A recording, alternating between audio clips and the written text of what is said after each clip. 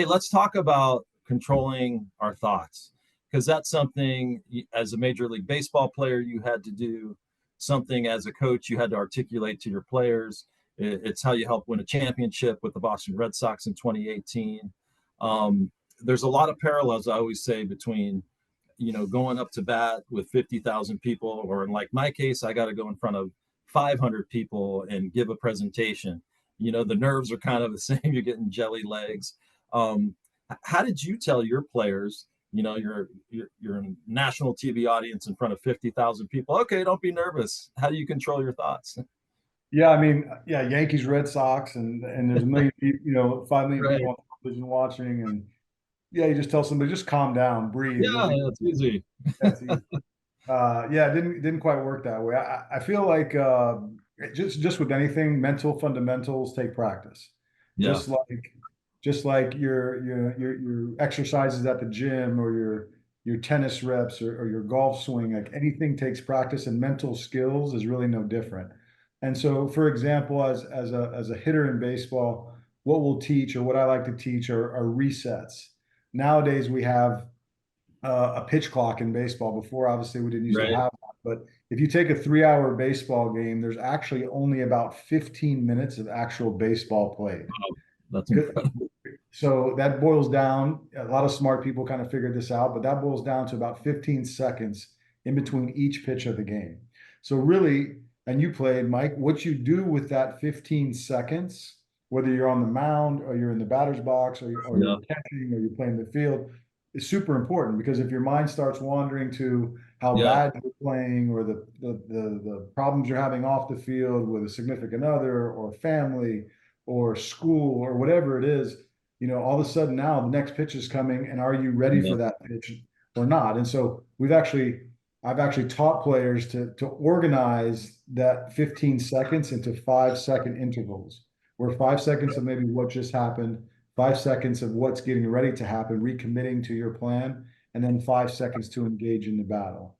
So obviously that's a little bit different when you're speaking in front of a group or a Right. crowd, but it's a way to teach you to kind of reset your mind and reset your thoughts to being present and being in the moment.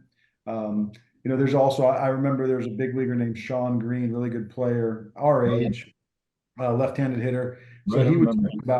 he would talk about being in the box and really being cluttered and nervous and in fear of failure. And he would step out and I don't recommend this to anybody in the business world, but he would knock the dirt off his cleats really hard with his bat, and Yeah. to the point that his feet would hurt. Now, in his book he talks about the reason he would do that was not because to hurt his feet, but the little bit of a pain in his feet got his mind off of Yeah. all the negativity and worry and put it to his feet for a second. And now he gets back in the box and he's able to reset.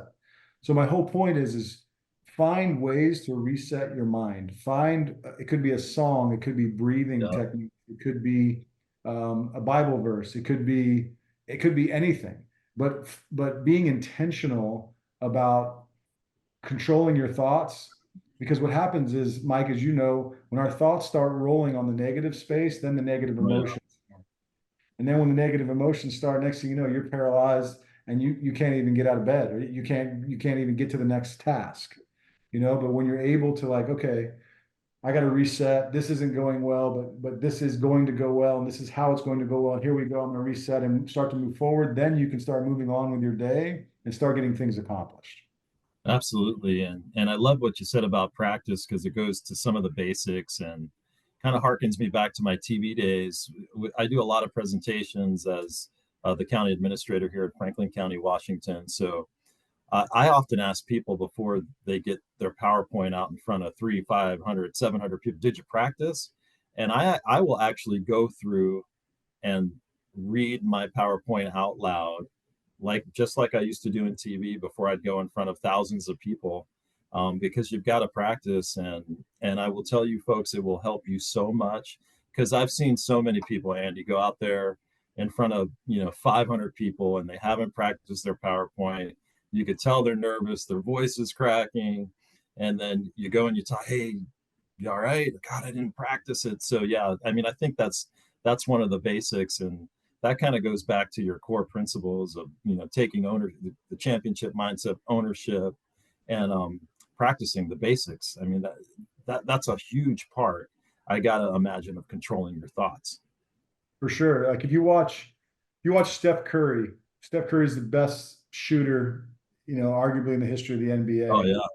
If you can go to YouTube and look up his routine, there's actually one video of his full routine, which is about 25 minutes. But a reporter from the Warriors actually did like a 3-minute segment on it and kind of broke it down. And this dude, for however many years he's been in the NBA, every night goes out there and does the same thing.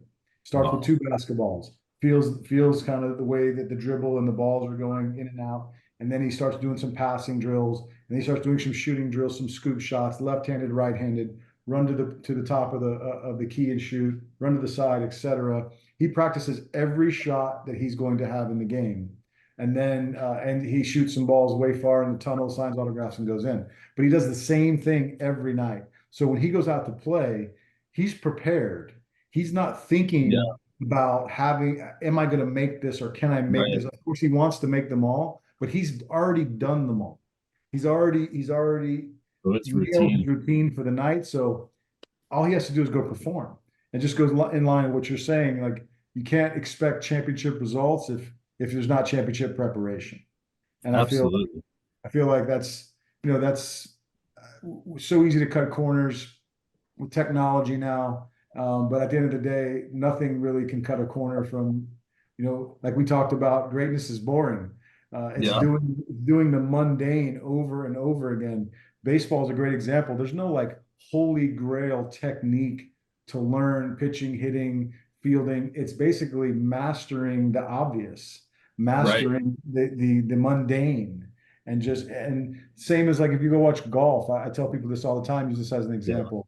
If you go to the PGA Tour practice green or practice tee, and you just Yeah. sat there for an hour and you watched 10 dudes just warming up and practicing, it'd probably be pretty boring because all you're seeing is like Yeah.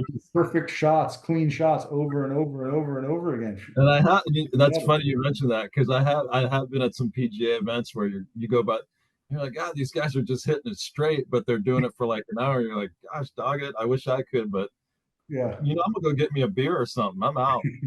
that's right. But that's what greatness looks like.